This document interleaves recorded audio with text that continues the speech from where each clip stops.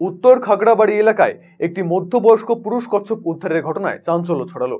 ডোবা থেকে উদ্ধার হওয়া এই কচ্ছপ দেখতে উৎসাহিত মানুষের ভিড় ছিল চোখে পড়ার মতো। বৃহস্পতিবার সকালে কোচবিহার 2 নম্বর ব্লকের উত্তর খাগড়াবাড়ি সংলগ্ন এলাকায় এক ডোবায় স্থানীয় কয়েকজন যুবক মাছ ধরতে নামে। সেই সময় এই কচ্ছপটি দেখতে পান তারা। কচ্ছপটিকে উদ্ধার করে নিরাপদ স্থানে নিয়ে আসা হয়। এলাকায় মানুষজন কচ্ছপকে মোহন নামে ডাকেন এবং পূজা করেন। খবর পেয়ে ঘটনাস্থলে পৌঁছায় বন দফতর, মোহন রক্ষা কমিটি, জেলা পরিষদের সদস্য সহ অন্যান্যরা।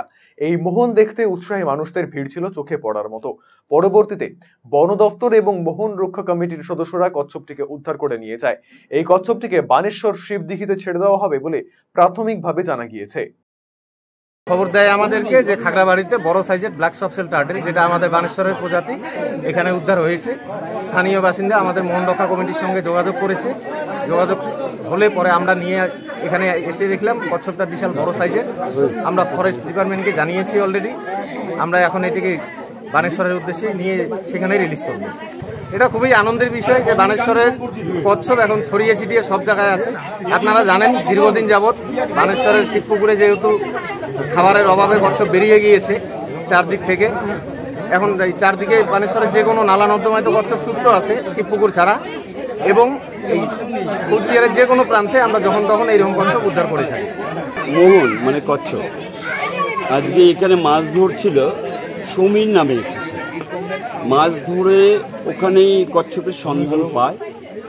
পাওয়ার পরে আমাদের পঞ্চায়েত সদস্যকে খবর দেয়, সাথে সাথে পঞ্চায়েত সদস্য আমাদেরকে জানায়। আমরা তৎক্ষণাৎ এখানে এসে পৌঁছানোর পরে কচ্ছপটাকে রাখা হয়। আমার সব থেকে ভালো লাগলো যেটা, আমাদের এই খাগড়াবাড়ি 240 নম্বর বুথে গ্রামবাসীদেরকে আমি ধন্যবাদ জানাবো। মানে মোহন দুষ্প্রাপ্য, আমরা মোহনকে দেবতার স্থানে রাখি।